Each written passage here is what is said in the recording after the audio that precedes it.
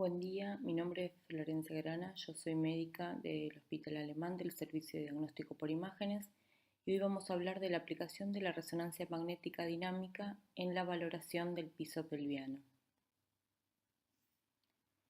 Bueno, las indicaciones de este estudio son fundamentalmente el prolapso de órganos pelvianos, la incontinencia y la constipación, y los aportes tienen que ver con poder seleccionar los pacientes que son candidatos a cirugía y con determinar cuál es el abordaje quirúrgico más apropiado.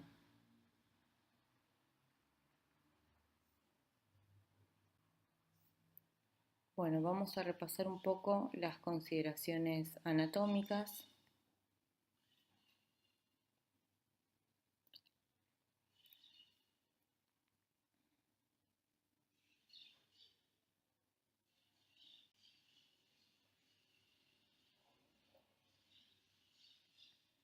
Bueno, acá tenemos para empezar el aparato genital femenino. Este es un corte sagital en el cual podemos ver el pubis, la vejiga y la uretra, después el útero y la vagina. También vemos las trompas de falopio y los ovarios, y después en un plano más posterior ya tenemos el colon sigmoides, el recto y el ano.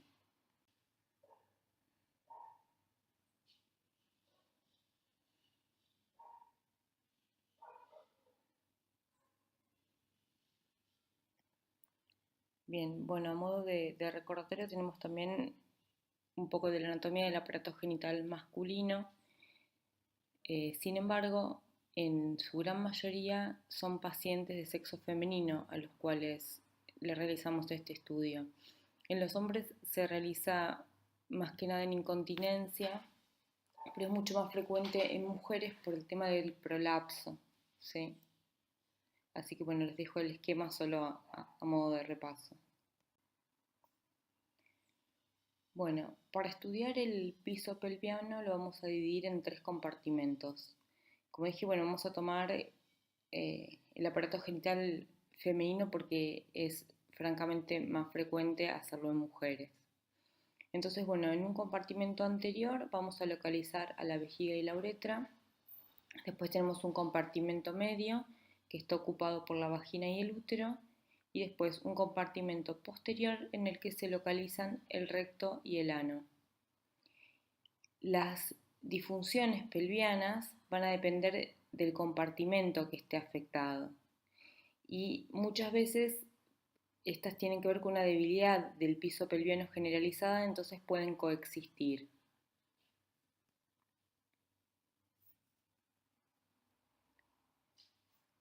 Bueno, acá tenemos un corte, digamos, en una resonancia, lo que les decía, dividiendo los 3 compartimentos. Uno anterior con la vejiga y la uretra, uno medio con el útero y la vagina y uno posterior con el recto y el ano.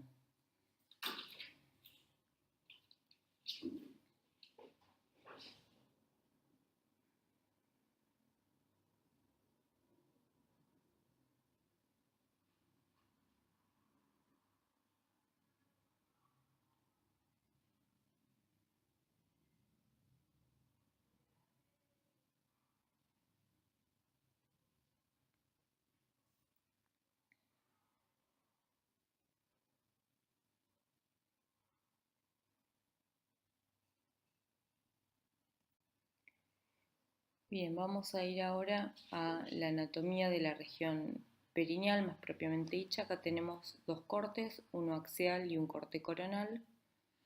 Y en estos vamos a ver con la flecha celeste que está marcada la uretra en el corte axial. Después tenemos con la flecha roja el músculo elevador del ano señalizado. Después tenemos con la flecha blanca el esfínter externo del ano. Tenemos el espacio interesfinteriano señalado con la flecha verde y el esfínter interno señalizado con la flecha amarilla en los 2 cortes. Después tenemos el músculo puborectal señalizado con la flecha azul y las fosas isquiorrectales señalizadas con las flechas negras.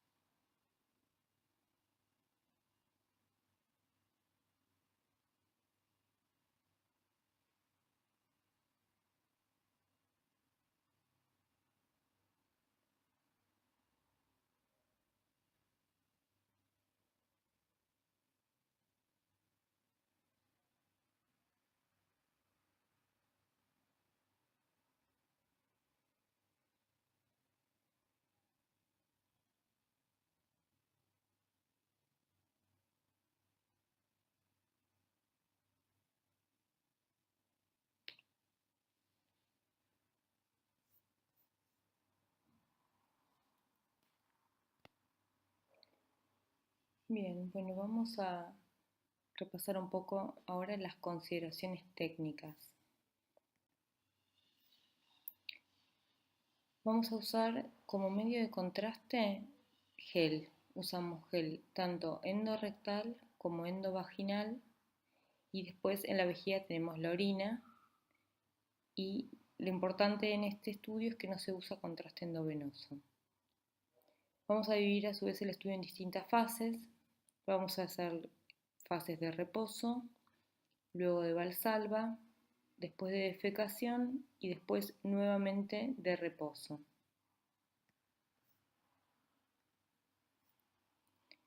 Bueno, vamos a hablar entonces ahora de la interpretación de las imágenes.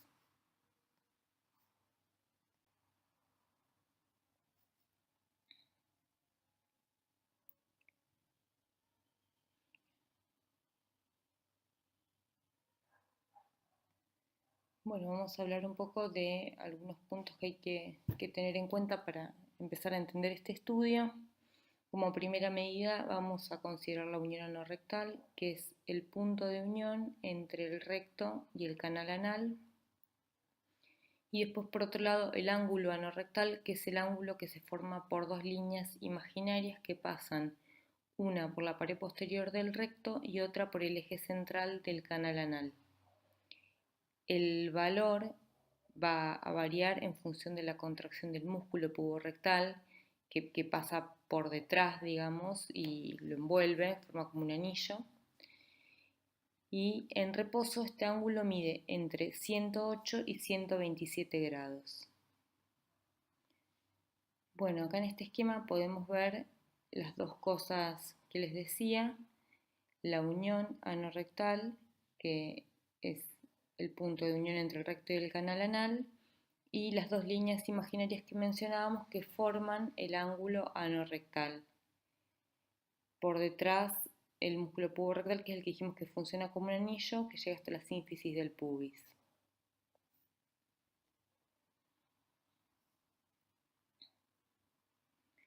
Bueno, y como decíamos, que es como se muestra en la foto central, lo normal es que en reposo este ángulo mida entre 108 y 127 grados. Con la contracción este ángulo disminuye entre 15 y 20 grados aproximadamente, y después en la defecación con la relajación del músculo aumenta entre 15 y 20 grados como vemos en la última de las fotos.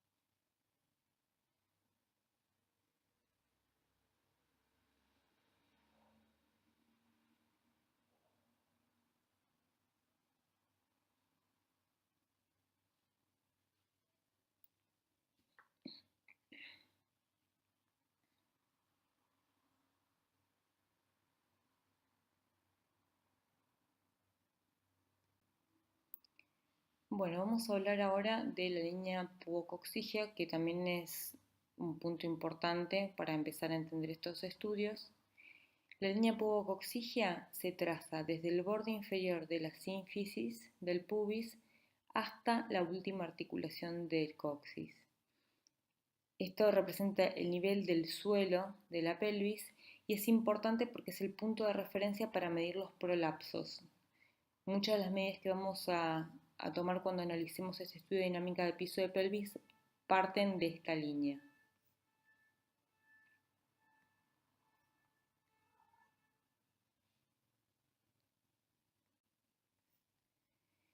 Bien, entonces trazamos la línea y después tenemos que medir la distancia de la línea hasta el cuello de la vejiga, el cuello uterino y la unión anorrectal.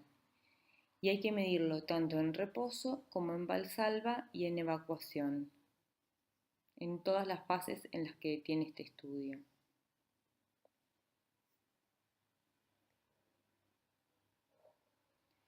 Hay otras dos líneas también que son importantes, que son la línea H y la línea M.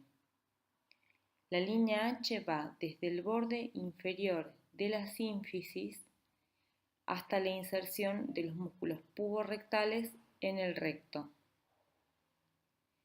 Esta normalmente mide menos de 5 centímetros. Acá la hemos dibujada con líneas punteadas.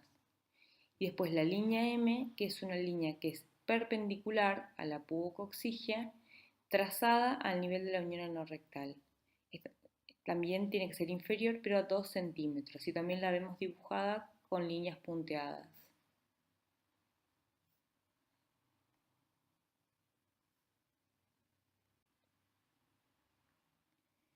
Bueno, y acá en este esquema vemos en el primer dibujo la línea H y la línea M normales, y en el segundo esquema ambas líneas elongadas en un paciente que vemos que tiene prolapso rectal.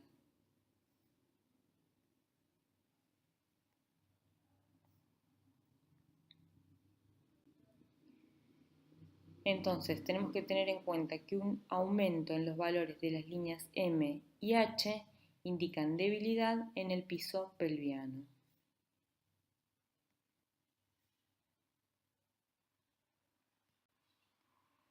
Bueno, vamos a ver un poco ahora cuáles son los hallazgos patológicos en este estudio.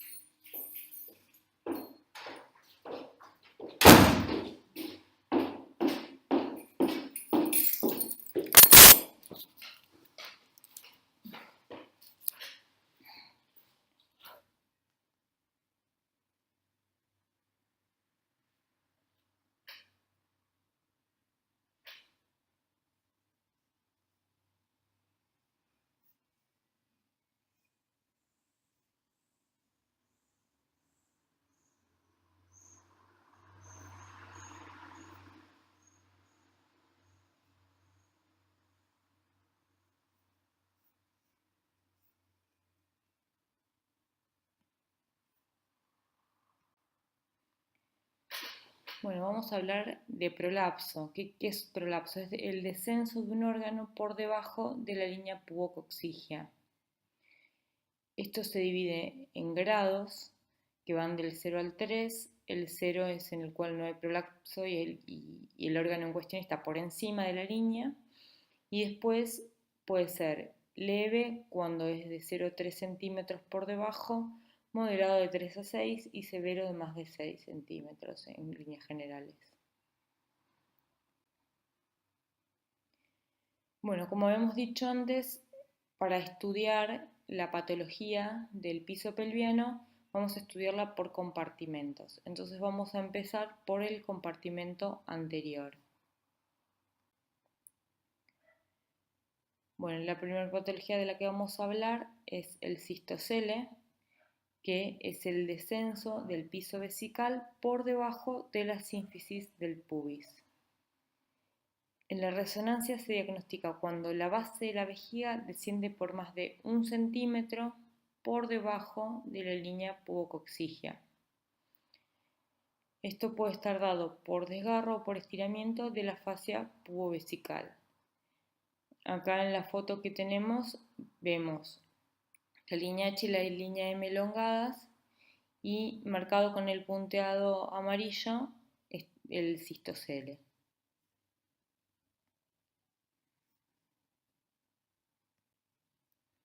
Bueno, el cistocele, digamos, la severidad sigue la regla del 3, leve es hasta 3 centímetros, moderado de 3 a 6 centímetros y severo más de 6 centímetros. También acá tenemos medida con la línea amarilla más larga, este cistocele.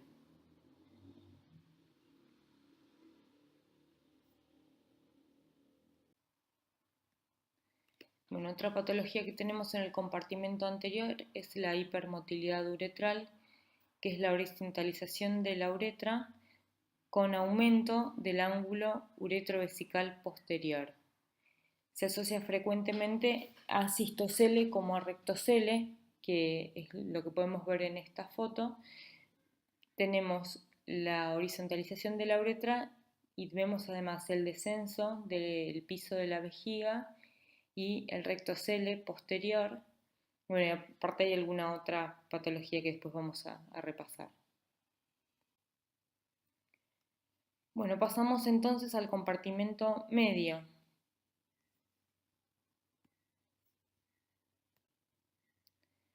Bien, en este compartimento vamos a empezar hablando por el prolapso uterino o el prolapso de la cúpula vaginal. Consiste en el descenso, ya sea del útero o de la cúpula vaginal, por debajo de la sínfisis del pubis, en realidad por debajo de la línea pubococcígea. Tenemos que sospecharlo cuando en las adquisiciones convencionales vemos que la vagina pierde la forma de H característica en el plano axial y se suele asociar a horizontalización del eje de la vagina. Acá en esta foto podemos ver el prolapso del útero con las líneas H y M elongadas asociado a cistocele y a rectocele, ¿sí?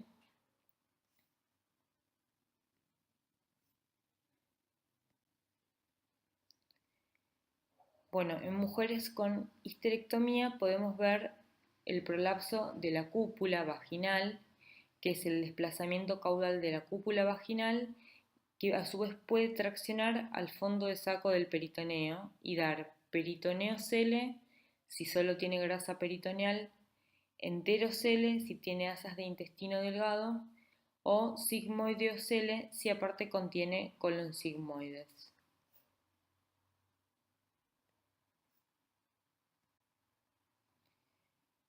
Bien, acá podemos ver fotos en reposo y en evacuación.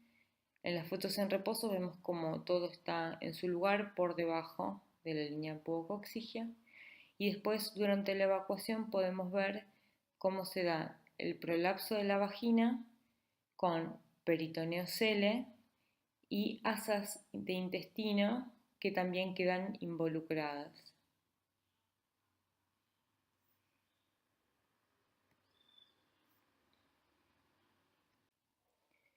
Bueno, vamos a pasar entonces a la patología del compartimento posterior. Bueno, y empezamos hablando de la contracción paradojal del músculo puborectal.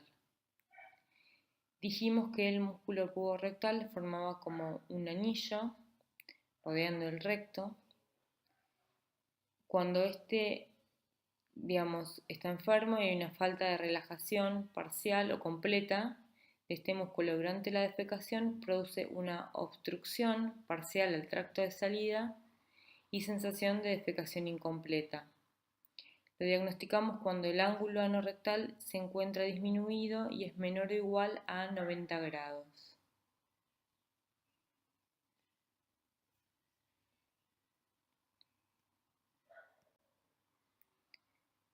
Bueno, tenemos también como patología el rectocele anterior. El rectocele anterior se define como el abombamiento de la pared anterior del recto. Está dado por una debilidad de la fascia rectovaginal. Se asocia frecuentemente a contracción paradojal del músculo puborectal y a invaginación rectal. Tiene repercusión clínica cuando mide más de 2 centímetros y se asocia frecuentemente a retención del contenido rectal.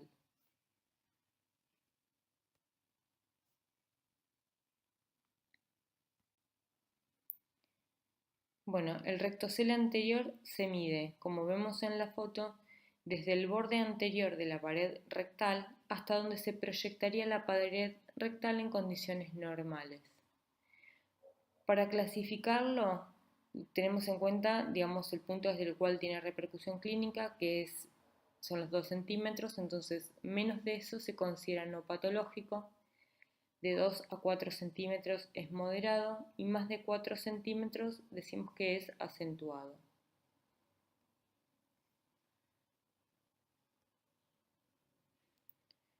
Bueno, mencionamos antes también a la invaginación rectal. Consiste en la invaginación de la pared rectal que migra hacia el canal anal. Puede ser solo mucosa o de todo el espesor de la pared. Y puede ser anterior, que es lo más frecuente, o puede ser posterior. Acá vemos en la imagen señalado con la flecha blanca invaginación de la mucosa rectal.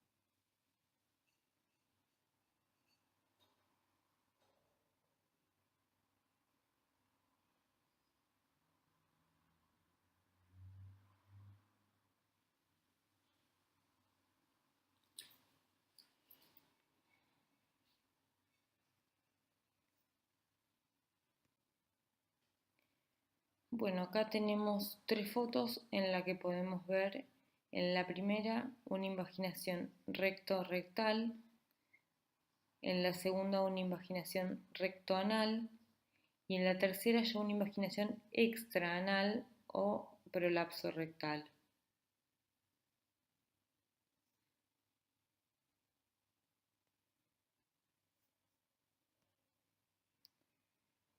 Bueno, tenemos también otra patología que podemos encontrar en este compartimento, es enterocele, que consiste en la erección de un saco de peritoneo en sentido caudal localizado en situación anterior al recto.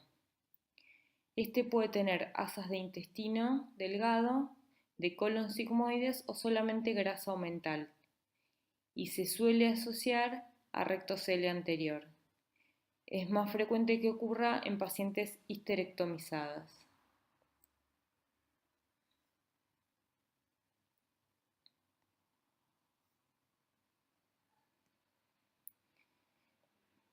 Bueno, y finalmente hablamos del síndrome de descenso perineal, que es cuando hay una disminución marcada del tono muscular del piso pelviano y esto termina en un descenso significativo tanto de la vejiga como del útero y del recto. Acá podemos verlo muy claramente en esta foto.